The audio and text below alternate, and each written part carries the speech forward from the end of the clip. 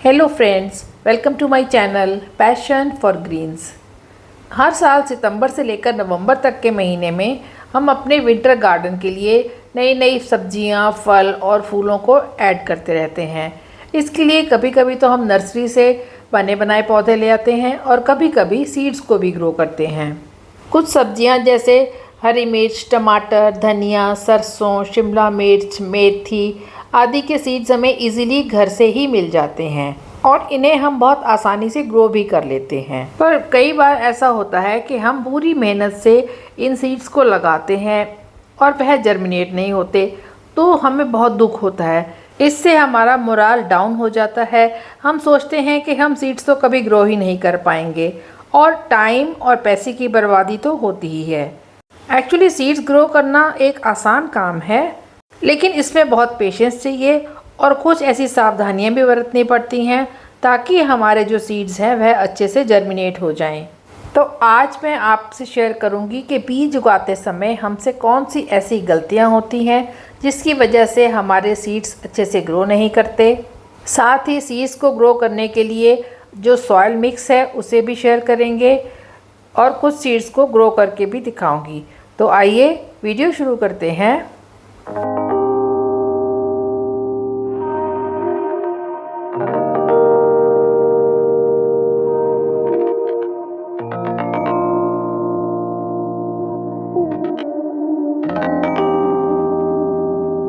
जब भी हम कोई वेजिटेबल या फ्लावरिंग प्लांट का सीड ग्रो करना चाहते हैं तो उसे ग्रो करने में हम कई मिस्टेक्स कर जाते हैं जिससे वह सीड प्रॉपर्ली जर्मिनेट नहीं होता।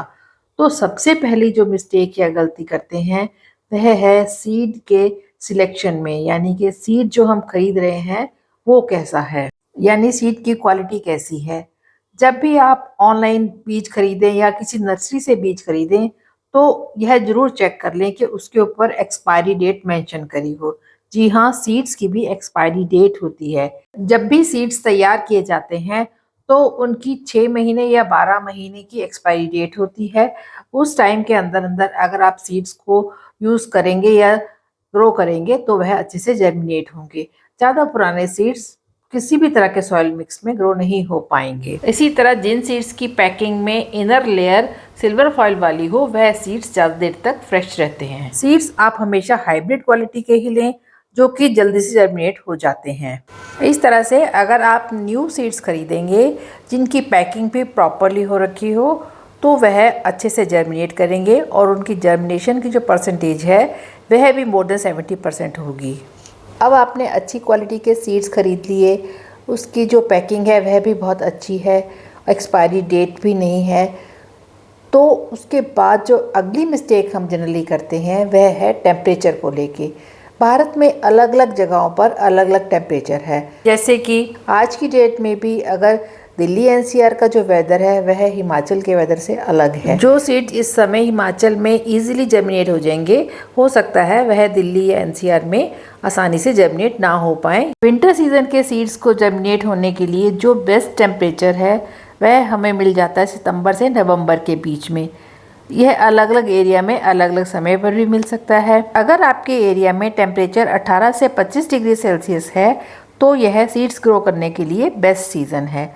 अगर साधारण भाषा में कहूँ तो जब भी मौसम बदलता है, यानी गर्मी से सर्दी आती है या सर्दी से गर्मी आती है, तो जो बीच का मौसम है, जब ना ज़्यादा ठंड होती है ना ज़्यादा गर्मी होती है, तो वह सीज़न जर्मिनेशन के लिए बेस्ट है। उस टाइम अगर आप सीड्स ग्रो करेंगे तो वह 100% जर्मिनेट होंगे। तीसरी गलती जो हम करते हैं वह है सीड को लगाने के पॉट को लेकर। अक्सर हम बड़े पॉट में सीड लगा देते हैं, नतीजन ओवर वाटरिंग से सीड खराब हो जाते हैं और जर्मिनेट नहीं होते। सीड्स के लिए आप इस तरह की सीडलिंग ट्रे ले सकते हैं जिसमें देखिए अच्छे से होल हो रखे हैं। अगर आप सीडलिंग ट्रे इस्तेमाल नहीं करना चाहते तो आप कोई भी छोटे साइज़ का पॉट ले सकते हैं जिसमें ड्रेनेज बहुत अच्छे से हो रखा हो और पानी रुकने की बिल्कुल भी समस्या ना रहे। एक बार सीड्स जर्मिनेट हो जाएं, उनमें ट्रू लीव्स आ जाएं, तो उसके बाद आप उन्हें धीरे धीरे बड़े पॉट में लगा सकते हैं। सीड्स ग्रो करने के लिए अगली जो मिस्टेक है वह है सॉइल को लेकर। अक्सर हम गार्डन सॉइल में ही सीड्स ग्रो करने की कोशिश करते हैं। सॉइल का जो टेक्सचर है वह सीड्स जर्मिनेशन के लिए बहुत ही ज़्यादा सॉफ्ट होना चाहिए, जबकि हमारी जो नॉर्मल गार्डन सॉइल होती है वह थोड़ी कॉम्पैक्ट होती है। इसलिए आप चाहें तो डायरेक्ट कोकोपीट में भी सीड्स ग्रो कर सकते हैं या इस तरह से सीड्स पैलेट ले सकते हैं। इसमें भी कोकोपीट भरा होता है और इसमें जब आप पानी डालेंगे तो यह ऑलमोस्ट डबल साइज़ की हो जाती हैं। लेकिन सबसे अच्छा रहता है ऐसा सॉइल मिक्स बनाना जिसमें कोकोपीट, कंपोस्ट और थोड़ी सी गार्डन सॉइल और फंजीसाइड भी मिला हुआ हो। इस तरह की सॉइल मॉइस्चर को भी होल्ड करेगी और सीड को प्रॉपर टेम्परेचर और मॉइस्चर प्रोवाइड करवाती रहेगी। कंपोस्ट से सीड को ज़रूरी न्यूट्रिशन भी मिलते रहेंगे और फंजीसाइड से किसी भी तरह के सीड रॉटिंग का खतरा भी नहीं होगा। बीजों को लगाने में एक और मिस्टेक या गलती जो हमसे हो जाती है वह है रॉन्ग टेक्निक, यानी बीज को लगाने का गलत तरीका।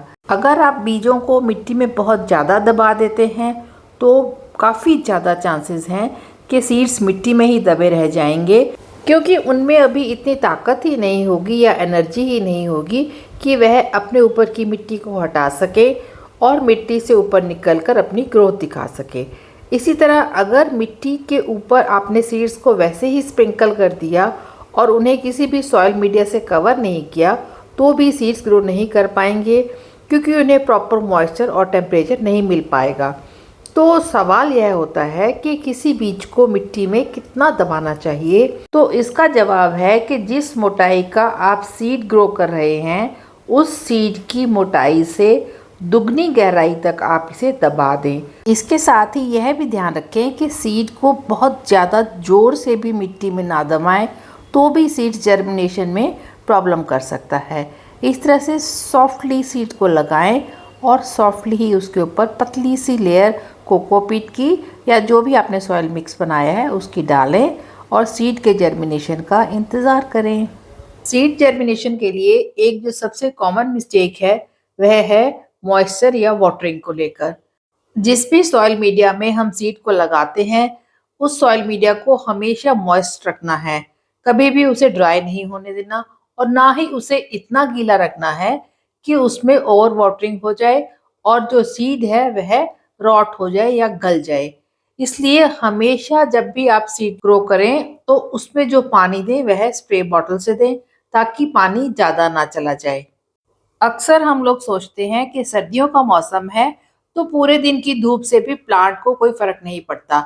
यह प्लांट के लिए तो ठीक है, लेकिन जो बीज हम ग्रो कर रहे हैं उसे सनलाइट की कोई जरूरत नहीं होती। जिस भी पॉट में या सीडलिंग ट्रे में आपने बीज को लगाया है उसे आप एक कांस्टेंट टेम्परेचर पर रखें, जहां पर ना उसे धूप की जरूरत है और ना ही उसे ज्यादा छाया की जरूरत है।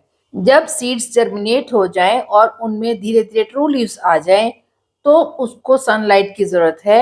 अब आप अपने प्लांट को सूरज की रोशनी दिखा सकते हैं, लेकिन यह काम बहुत ग्रेजुअली कीजिए। पहले उसे मॉर्निंग की सनलाइट दीजिए, 1 घंटे की, फिर 2 घंटे की और धीरे-धीरे करके आप 4-5 घंटे की सनलाइट प्लांट को दे सकते हैं। ये थी 7 ऐसी मिस्टेक्स जो कि हम गार्डनर अपने सीड्स को ग्रो करते समय जाने-अनजाने में या जल्दबाजी में कर देते हैं। और जो गार्डनर पहली बार सीड्स लगा रहे हैं, हो सकता है वो इन बातों से अनजान हो। इन सभी बातों को ध्यान में रखते हुए मैंने भी अपने गार्डन में कई तरह के सीड्स ग्रो कर लिए हैं। आज भी मैंने 2 वेजिटेबल्स के सीड्स ग्रो किए हैं, बैंगन और टमाटर। आइए आपके साथ वो भी शेयर करती हूँ मैंने कैसा सॉइल मिक्स बनाया है। आज मैंने बैंगन और टमाटर 2 सब्जियों के सीड्स लगाए हैं। इनके लिए मैंने जो सॉइल मिक्स तैयार किया है उसमें ली है 70% कोकोपीट, 20% कंपोस्ट। मैंने इस समय वर्मी कंपोस्ट ली है। आप चाहें तो इसमें किसी भी तरह के कंपोस्ट ले सकते हैं, लीफ मोल्ड, गोबर की खाद या कोई भी कंपोस्ट ले सकते हैं। और 10% ली है गार्डन सॉइल, साथ ही लिया है थोड़ा सा फंजीसाइड। इन चारों चीज़ों को अच्छी तरह से मिक्स करने के बाद एक बहुत ही सॉफ्ट भुरभुरी सॉइल मिक्स तैयार हुई है, जो कि वेल ड्रेन्ड है, जिसमें पानी बिल्कुल भी नहीं रुकेगा। इसके लिए मैंने जो पॉट लिए हैं उसमें भी अच्छे से ड्रेनेज होल बना लिए हैं। इन छोटे-छोटे पॉट्स में मैं इन सीड्स को ग्रो करूँगी। सारे सॉइल मिक्स को इसमें भर लिया है और हल्के हाथों से सॉइल मिक्स को दबा दिया है। सबसे पहले मैंने बैंगन के सीड्स लिए हैं।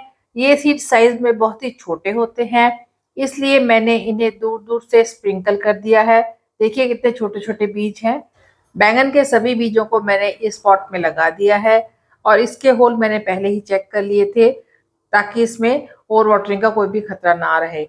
अब इसी सॉइल मिक्स की एक हल्की सी लेयर से सभी सीड्स को अच्छी तरह से कवर कर दिया है। ध्यान रहे सभी सीड्स अच्छी तरह से कवर हो जाने चाहिए और उसके बाद एक स्प्रे बॉटल की सहायता से इस मिट्टी को मैंने अच्छे से गीला कर दिया है। जब सीड्स जर्मिनेट हो जाते हैं तो सारी सीडलिंग्स एक जैसी लगती हैं, इसलिए इस पर नेमिंग करना बहुत ज़रूरी है। मैंने भी इस तरह जो वुडन एक्स्ट्रा स्पून्स पड़े थे उन पर नेमिंग करके उन्हें पॉट में लगा दिया है ताकि बाद में किसी भी तरह का कंफ्यूजन ना रहे। और इस तरह से ही मैंने टमाटर के बीज भी लगा लिए हैं। इन दोनों पॉट्स को मैंने एक शेड वाले एरिया में रख दिया है और अब करेंगे इंतज़ार ताकि जल्दी से जल्दी हमारे सीड्स जो है वह जर्मिनेट हो जाएं। आशा करती हूँ सीड्स जर्मिनेशन को लेकर जो भी मिस्टेक्स मैंने आपके साथ शेयर करी हैं आप उन्हें ध्यान में रखकर अच्छे अच्छे हेल्दी सीड्स अपने गार्डन में ग्रो करेंगे। आई होप आपको ये वीडियो अच्छा लगा होगा और अगर अच्छा लगा हो तो इसे लाइक कीजिए, कमेंट कीजिए, शेयर कीजिए और मेरे चैनल को सब्सक्राइब कीजिए। Thanks for watching.